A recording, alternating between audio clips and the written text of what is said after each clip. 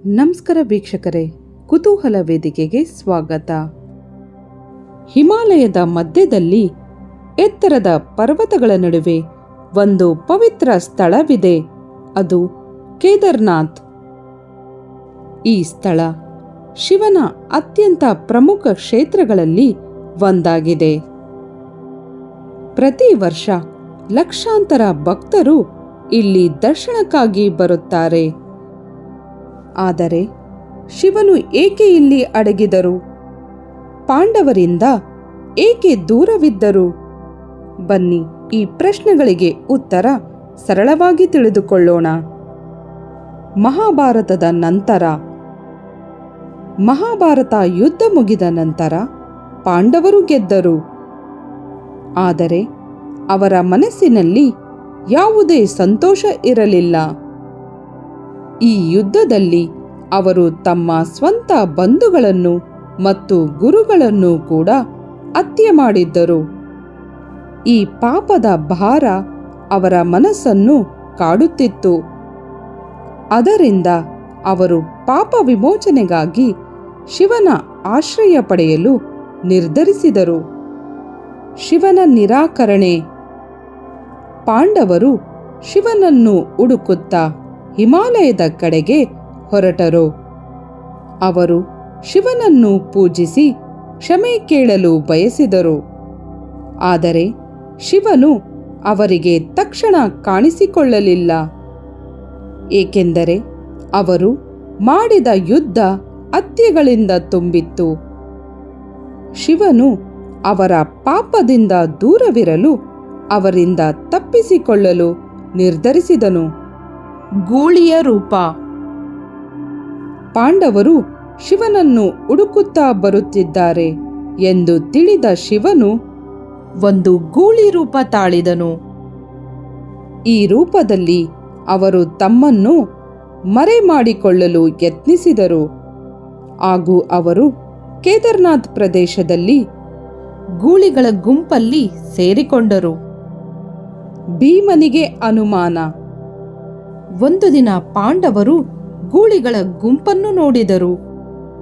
ಅವರು ಸಾಮಾನ್ಯ ಗೂಳಿಗಳ ಗುಂಪೆಂದು ತಿಳಿದರು. ಆದರೆ ಭೀಮನಿಗೆ ಒಂದು ಗೂಳಿ ಮಾತ್ರ ವಿಚಿತ್ರವಾಗಿ ಕಾಣಿಸಿತು. ಅವನಿಗೆ ಅದು ಸಾಮಾನ್ಯ ಗೂಳಿಯಲ್ಲ, ಶಿವನೇ ಇರಬಹುದು ಎಂಬ ಅನುಮಾನ ಬಂದಿತು. ನಂತರ ಭೀಮನು ಆ ಗೂಳಿ ಹಿಡಿಯಲು ಮುಂದಾದನು. ಅವನು ಬಲವಾಗಿ ಅದನ್ನು ಹಿಡಿಯಲು ಪ್ರಯತ್ನಿಸಿದನು. ಆದರೆ ಆ ಗೂಳಿ ತಕ್ಷಣವೇ ಭೂಮಿ ಒಳಗೆ ಅಡಗಲು ಪ್ರಾರಂಭಿಸಿತು. ಭೀಮನು ಅದನ್ನು ಹಿಡಿಯಲು ಯತ್ನಿಸಿದಾಗ ಆ ಗೂಳಿಯ ದೇಹ ಭಾಗಗಳಾಗಿ ವಿಭಜನೆಯಾಯಿತು. ಪಾಂಚ್ ಕೇದಾರ್. ಆ ಗೂಳಿಯ ಭಾಗಗಳು ವಿಭಿನ್ನ ಸ್ಥಳಗಳಲ್ಲಿ ಕಾಣಿಸಿಕೊಂಡವು. ಅವು ಹಿಂಭಾಗ ಕೇದಾರ್ನಾಥ್, ಕೈಗಳು ತುಂಗನಾಥ್, ಮುಖ ರುದ್ರನಾಥ್, ನಾಭಿ ಮಧ್ಯಮಹೇಶ್ವರ್, ಕೂದಲು ಕಲ್ಪೇಶ್ವರ. ಈ 5 ಸ್ಥಳಗಳನ್ನು ಒಟ್ಟಾಗಿ ಪಾಂಚ್ ಕೇದಾರ್ ಎಂದು ಕರೆಯುತ್ತಾರೆ. ಈ ಸ್ಥಳಗಳು ಇಂದಿಗೂ ತುಂಬಾ ಪವಿತ್ರವೆಂದು ಪರಿಗಣಿಸಲಾಗುತ್ತದೆ. ಆದರೆ ಪಾಂಚ್ ಕೇದಾರ್ಗಳಲ್ಲಿ ಕೇದಾರ್ನಾಥ್ ಅತ್ಯಂತ ಪ್ರಮುಖ ಸ್ಥಾನ ಹೊಂದಿದೆ. ಇಲ್ಲಿನ ಶಿವಲಿಂಗ ಸಾಮಾನ್ಯ ಲಿಂಗದಂತೆ ಸರಳವಾಗಿಲ್ಲ. ಅದು ಗೂಳಿಯ ಹಿಂಭಾಗದ ಆಕಾರವನ್ನು ಹೋಲುತ್ತದೆ. ಹಿಮಾಲಯದ ಎತ್ತರದ ಪರ್ವತಗಳ ನಡುವೆ ಇರುವ ಈ ದೇವಸ್ಥಾನ ಭಕ್ತರಿಗೆ ವಿಶೇಷ ಆಧ್ಯಾತ್ಮಿಕ ಅನುಭವ ನೀಡುತ್ತದೆ. ಕಷ್ಟಕರವಾದ ಪ್ರಯಾಣವಾದರೂ ಸಾವಿರಾರು ಭಕ್ತರು ಇಲ್ಲಿ ಬಂದು ಶಿವನ ದರ್ಶನ ಪಡೆಯುತ್ತಾರೆ. ಈ ಸ್ಥಳವು ಕೇವಲ ಒಂದು ದೇವಸ್ಥಾನವಲ್ಲ, ಪಾಪ ವಿಮೋಚನೆ ಮತ್ತು ಭಕ್ತಿಯ ಸಂಕೇತವೆಂದು ನಂಬಲಾಗಿದೆ. ಪಾಂಡವರ ಭಕ್ತಿ. ಈ ಘಟನೆ ನಂತರ ಪಾಂಡವರು ಶಿವನನ್ನು ಭಕ್ತಿಯಿಂದ ಪೂಜಿಸಿದರು. ಅವರು ಮನಸ್ಸಿನಿಂದ ಪಶ್ಚಾತ್ತಾಪ ಪಟ್ಟರು.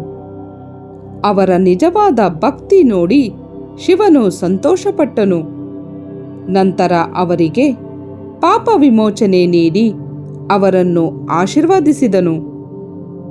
ಹೀಗಾಗಿ ಶಿವನು ಪಾಂಡವರಿಂದ ಅಡಗಿದ್ದು ಅವರ ಪಾಪದಿಂದ ದೂರವಿರಲು. ಆದರೆ ನಿಜವಾದ ಭಕ್ತಿ, ಒಳ್ಳೆಯ ಉದ್ದೇಶ ಮತ್ತು ಪಶ್ಚಾತ್ತಾಪ ಇದ್ದಾಗ ಶಿವನು ಅವರನ್ನು ಕ್ಷಮಿಸಿದರು. ಹಾಗಾದರೆ ಸ್ನೇಹಿತರೆ, ಈ ಕತೆ ನಿಮಗೆ ಇಷ್ಟವಾದಲ್ಲಿ ಲೈಕ್ ಮಾಡಿ, ಶೇರ್ ಮಾಡಿ ಮತ್ತು ಸಬ್ಸ್ಕ್ರೈಬ್ ಮಾಡೋದನ್ನು ಮರಿಬೇಡಿ.